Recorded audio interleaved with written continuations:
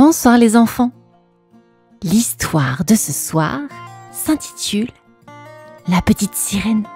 Je suis sûre que vous connaissez cette histoire, mais j'ai décidé de la réadapter.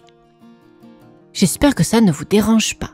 Mais avant de débuter, j'aimerais savoir, avez-vous enfilé votre pyjama? Vous êtes-vous brossé les dents? Avez-vous fait un gros câlin à vos parents? Bien. Donc à présent, je t'invite à rejoindre ton lit, à attraper ton doudou et à me suivre dans cette aventure sous-marine. Es-tu prêt?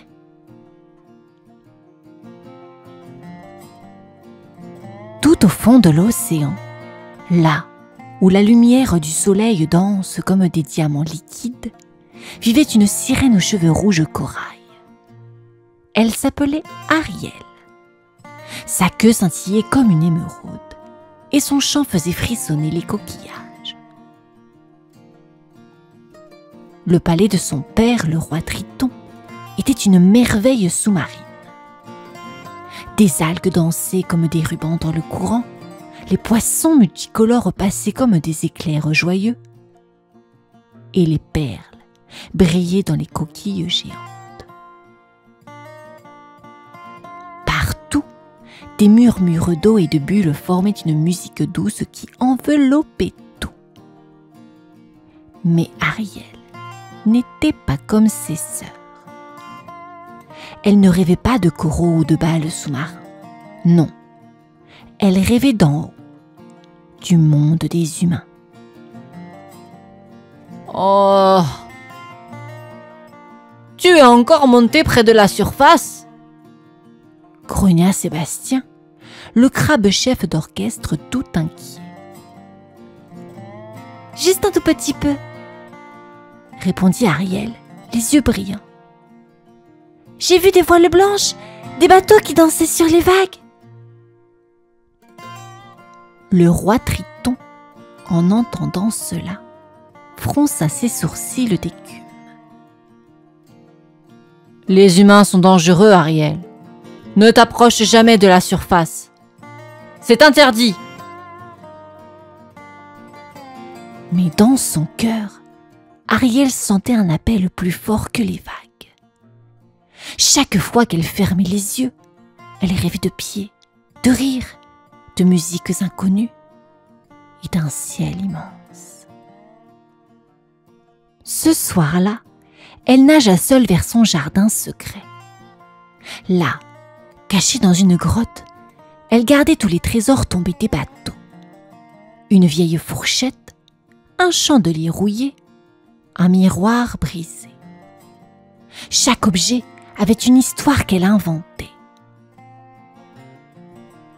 Je veux tant savoir ce que vivent les humains, murmura-t-elle en tenant un petit soulier dans ses mains. Et au loin, une tempête se préparait.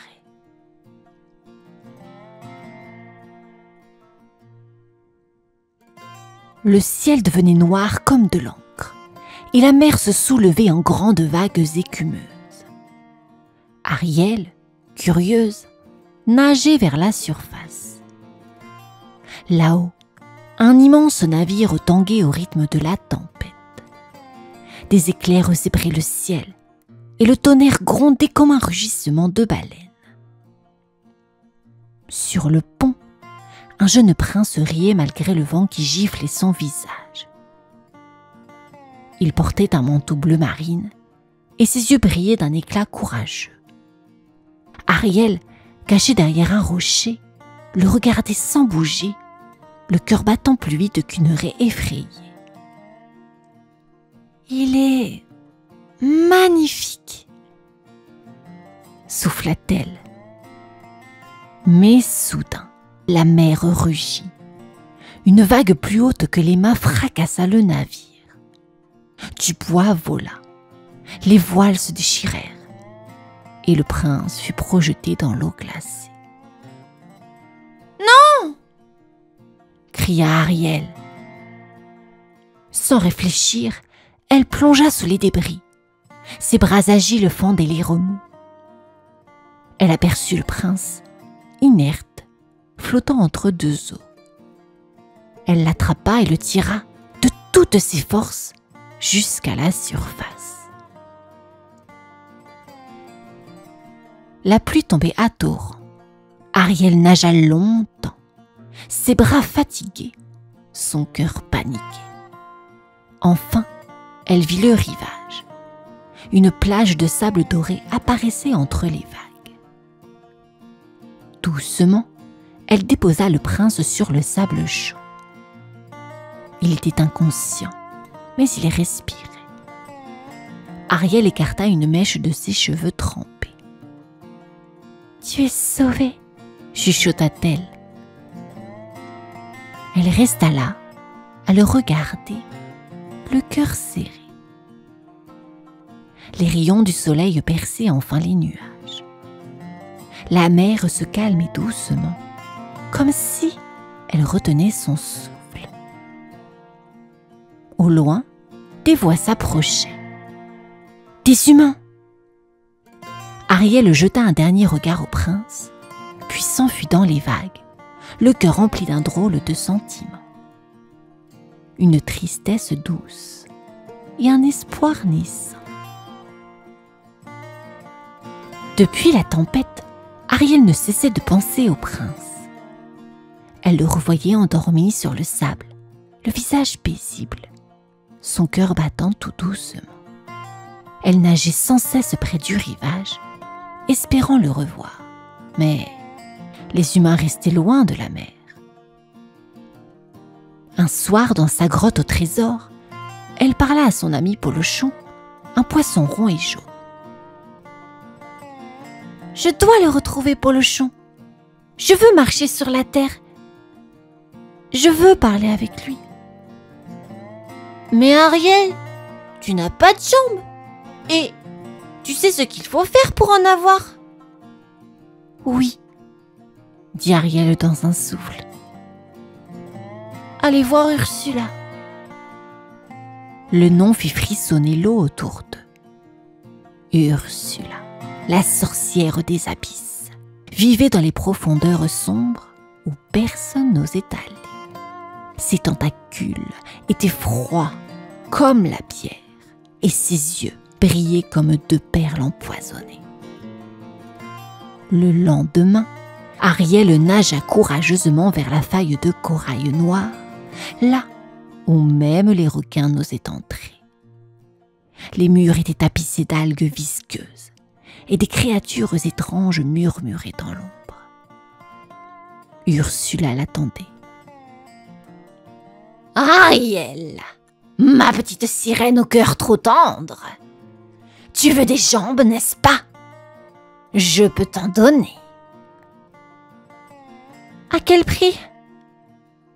demanda Ariel d'une voix tremblante.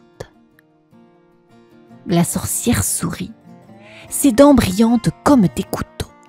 « Ta voix! En échange, tu auras 3 jours pour faire que le prince t'aime, sans un mot. Sinon, tu m'appartiendras. » Ariel hésita. Puis elle pensa aux yeux du prince, à son sourire, à l'élan de son cœur. « D'accord. » Ursula fit tourbillonner une potion violette. Ariel chanta, une dernière fois. Sa voix s'envola comme une perle brillante, et sa queue devint 2 jambes. Et le silence tomba. Ariel se réveilla sur la plage, étourdie, les pieds nus enfoncés dans le sable tiède. Le soleil dorait sa peau, les vagues caressaient ses chevilles, et chaque bruit semblait nouveau. Le cri d'une mouette, le froissement du vent, le grésillement d'un coquillage vide. Elle tenta de se lever, vacillante. Ses jambes tremblaient comme des algues au courant. Mais elle souriait, émerveillée. Elle était humaine. Au loin, une silhouette approchait. C'était lui, le prince. Il marchait sur le rivage, entouré de gardes. Il aperçut Ariel, allongé sur un rocher, les cheveux éparpillés comme des flammes de corail. « Tu vas bien ?» demanda-t-il en s'agenouillant près d'elle. Ariel voulut répondre, mais aucun son ne sortit de sa bouche. Sa gorge était muette comme une huître fermée. Elle hocha la tête doucement, ses yeux pleins de larmes. « Ah, tu ne peux pas parler ?» murmura-t-il. « Ne t'en fais pas. Je vais te ramener au château. » Le château du prince brillait comme un rêve au sommet d'une falaise. Tout y était nouveau pour Ariel. Les tapis moelleux, les escaliers en colimaçon, les robes aux mille rubans, les gens qui parlaient trop vite. Mais ce qu'elle aimait le plus, c'était marcher aux côtés du prince, le voir rire, lui montrer les jardins, les fontaines, les étoiles. Chaque soir, elle espérait qu'il l'aimerait. Mais un matin, il dit doucement : « Tu sais, j'ai été sauvée par une jeune fille. Je ne me souviens que de sa voix. Elle chantait comme une lumière. » Ariel sentit son cœur se tordre. Il ne savait pas que c'était elle. Et sans sa voix, elle ne pouvait pas lui dire. Le temps passait. 3 jours. 3 jours pour espérer, sans un mot. Et le 3e jour, une ombre se leva sur la mer. Le 3e jour, alors qu'Ariel marchait sur la plage au coucher du soleil, un étrange navire accosta dans le port. Une jeune femme en descendit, vêtue d'une robe blanche brillante comme les nuages. Elle avait de longs cheveux noirs et un regard mystérieux. À son bras, le prince souriait.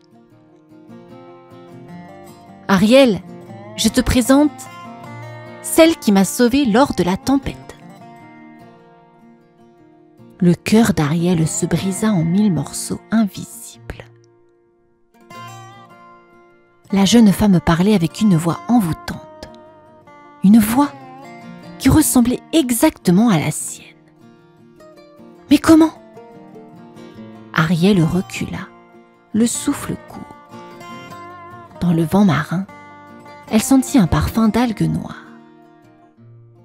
Ursula, la sorcière avait volé sa voix pour tromper le prince. Ce soir-là, le palais fut en fête. Des lanternes brillaient dans les arbres, des rires résonnaient sous les voûtes. Le prince annonça son mariage avec la mystérieuse jeune fille pour le lendemain.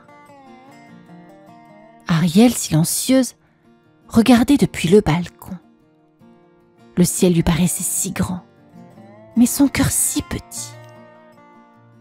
Polochon la rejoignit discrètement, son regard inquiet. « On doit faire quelque chose !»« Mais je ne peux ni parler, ni l'alerter !» pensa Ariel, les larmes aux yeux. En bas, Sébastien, caché dans une coupe de fruits, avait tout entendu. Il s'élança, cliquetant, jusqu'au bord de la mer. « Ah, il faut prévenir le roi Triton! Vite! Il n'y a plus de temps !» La lune s'élevait lentement, et au fond de l'eau, les vagues commençaient à gronder. Le destin d'Ariel allait basculer. Demain, au lever du soleil, le prince dirait oui. Ou Ariel appartiendrait pour toujours à Ursula. Mais dans l'ombre, l'espoir n'était pas encore perdu. Le soleil se levait doucement, peignant le ciel de rose et d'or. Sur le pont du grand navire royal, Tout était prêt pour le mariage. Des guirlandes de fleurs flottaient dans le vent salé. Les tambours battaient au rythme joyeux. Ariel, silencieuse, regardait le prince s'avancer, la main de la fausse fiancée dans la sienne. Mais soudain, un cri résonna. « Arrêtez tout !» C'était Sébastien. Il surgit d'un tonneau, suivi de Polochon, d'un groupe de mouettes en furie, et même du roi Triton, furieux comme une tempête.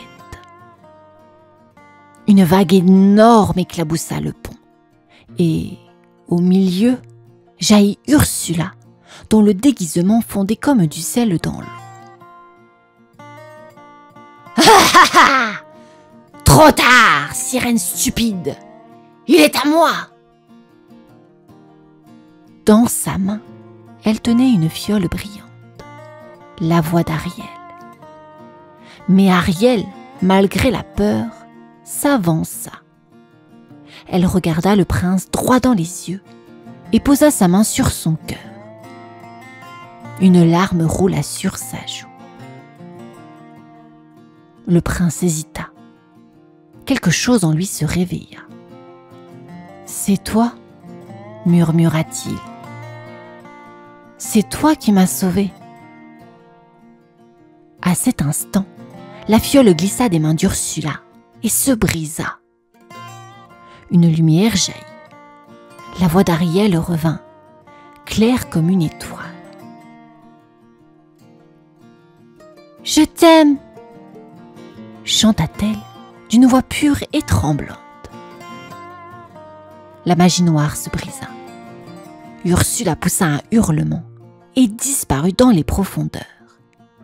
Le ciel s'ouvrit, le soleil éclata en mille rayons dorés. Plus tard, sur le rivage, le roi Triton regarda Ariel. « Tu l'aimes vraiment ?» dit-il, les yeux humides. « Alors va, vis avec lui. » D'un coup de trident, il toucha la mer, et Ariel devint humaine à jamais. Le prince la prit dans ses bras, et ainsi commença leur histoire, sur deux jambes et un cœur uni, pour toujours.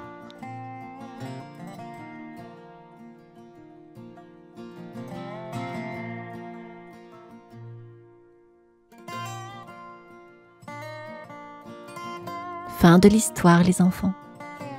Je vous souhaite à présent une bonne nuit et vous dis à bientôt.